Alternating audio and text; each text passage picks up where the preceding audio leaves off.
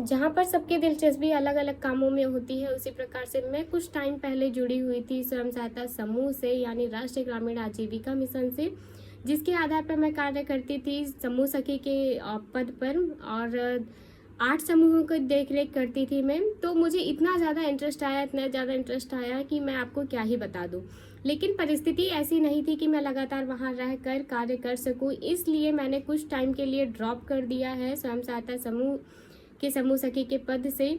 तो ड्रॉप करने के साथ ही साथ मेरा इंटरेस्ट और ज़्यादा बढ़ता गया। तो मेरे दिमाग में हमेशा चलता रहता था कि स्वयं सहायता समूह की जो महिलाएं हैं वो कितने हद तक प्रगति कर पाती हैं या अपना कार्य कैसे करती हैं। तो इस दिलचस्पी के साथ मैं जब स्वयं सहायता समूह के ग्रुप से जुड़ी रहना चाहती थी, तो वो भी पॉसिबल नहीं हो पाया, क्योंकि जब आप वर्क नहीं कर रहे होते हो उस फील्ड से, आप किसी भी प्रकार से जुड़े नहीं होते हो, तो आपको लोग सपोर्ट करना बंद कर देते हैं, लोग जानकारी देना बंद कर देते हैं। लेकिन जो मेरा ये इंटरेस्ट था कि स्वयं सहायता समूह में होता क्या है, किस प्रकार से प्रगति महिलाएं करती हैं और कितने हद तक जो ब्लॉक स्तर से महिलाएं जुड़ी होती हैं वो अपने जीवन में इम्प्रूवमेंट ला पाती हैं। तो मेरा ये इंटरेस्ट था वो दिन ब दिन बढ़ता गया, इसलिए मैंने हार नहीं मानी। मैं लगातार कोशिश करती रही। अपनी कोशिश के साथ मुझे कहीं से भी किसी प्रकार की मदद नहीं मिली। मदद न मिलने के रूप में मैंने ऐसा नहीं है कि इंटरेस्ट अपना छोड़ दिया है, आज भी मैं जानने की कोशिश करती रहती हूँ।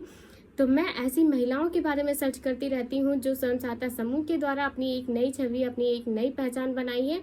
तो हाल में ही मैंने एक जब सर्च करते करते मुझे एक महिला दीदी की छवि नजर आई, तो मुझे लगा आप लोगों के साथ भी शेयर करना चाहिए, क्योंकि जितनी भी स्वयं सहायता समूह से महिलाएं जुड़ी होती हैं वो अपने कार्य में इतनी ज़्यादा एक्टिव नहीं रहती हैं और बहुत ज़्यादा कार्य को पोस्टपोन करती रहती हैं।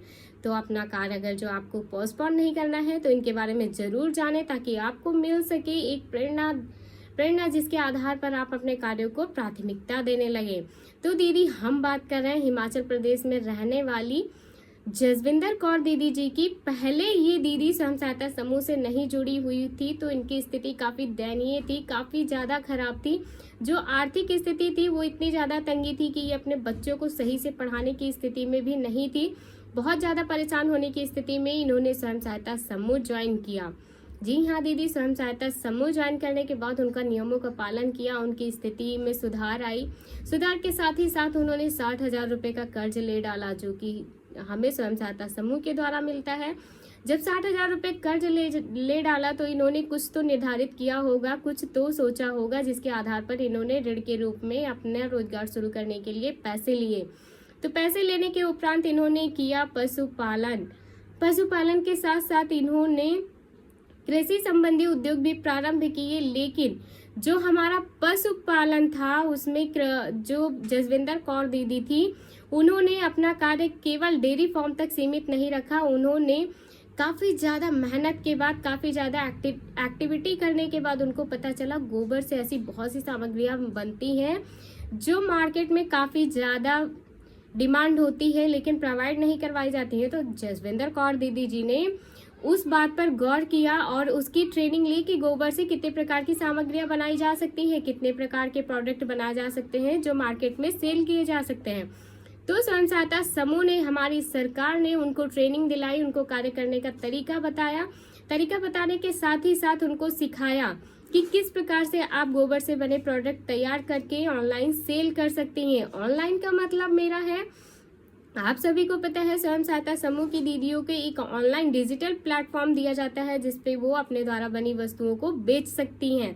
तो जसविंदर कौर दीदी जी को हिमरा नाम का जो ई प्लेटफॉर्म था उस पे रजिस्ट्रेशन करने का मौका मिला और उन्होंने अपना जो गोबर से बने उत्पाद थे वो उन्होंने बेचना शुरू किया। तो पहले ग्रामीण क्षेत्रों में जब वो बेचती थी तो बहुत ही कम बिक्री होती थी, उससे उन्होंने उतनी प्रगति नहीं पाई जिसके आधार पर वो अपनी एक नई पहचान, नई छवि बना सके। लेकिन इन्होंने अपनी स्थिति से लगातार हार नहीं मानी, लगातार जूझती गई, लगातार इन्होंने कोशिश की। तब जाकर कहीं जो डिजिटल प्लेटफॉर्म था, जब इन्होंने अपने शहर को छोड़कर दूसरे शहर से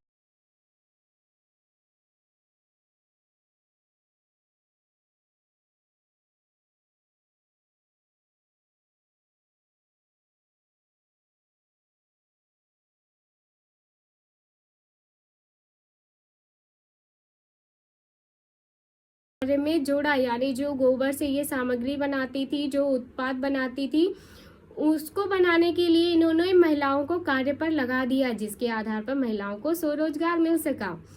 स्वरोजगार मिलने के साथ ही साथ जो हमारी जसविंदर कौर दीदी थी, उनका कार्य तो और प्रगतिशील हो गया और अपना कार्य वो इस तरह चला रही हैं जैसे एक फैक्ट्री का निर्माण कर लिया हो, जहां पर केवल गोबर से बनी वस्तुओं का निर्माण करवाया जाता था और ऑनलाइन डिजिटल प्लेटफॉर्म पर बेचा जाता था।